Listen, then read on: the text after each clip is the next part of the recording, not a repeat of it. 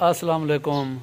मेरी YouTube, Facebook, TikTok जितना भी मेरे चैनल को सब्सक्राइब और फॉलो की थी बहन सब के ने पहले असा ईद उल फितर की मुबारकबाद पेश करने हैं। और ईद उल फितर असा पढ़ की थी रोज़े इंशाल्लाह सारे रखे से रखे नहीं रोज़े आधर रखा है सब अच्छे तेरे ईमान को।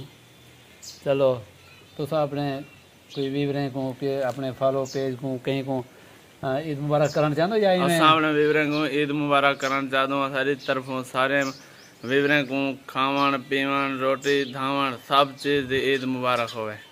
मुराद हाँ तो सारे सारे को ईद मुबारक की दी सारे की दी। चलो सारा मकसद है कि असा अपने दोस्तों को फेसबुक पेज ते और यूट्यूब चैनल दोते हैं मुबारकबाद पेश करने आए।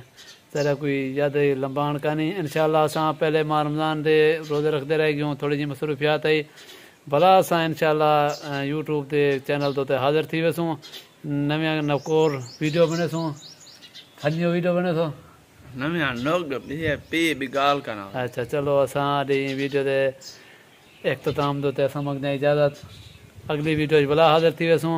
अल्लाह तो खुश रखे बसते रहो झोंका आबाद होने शाद आबाद रहो। अल्लाह हाफिज़।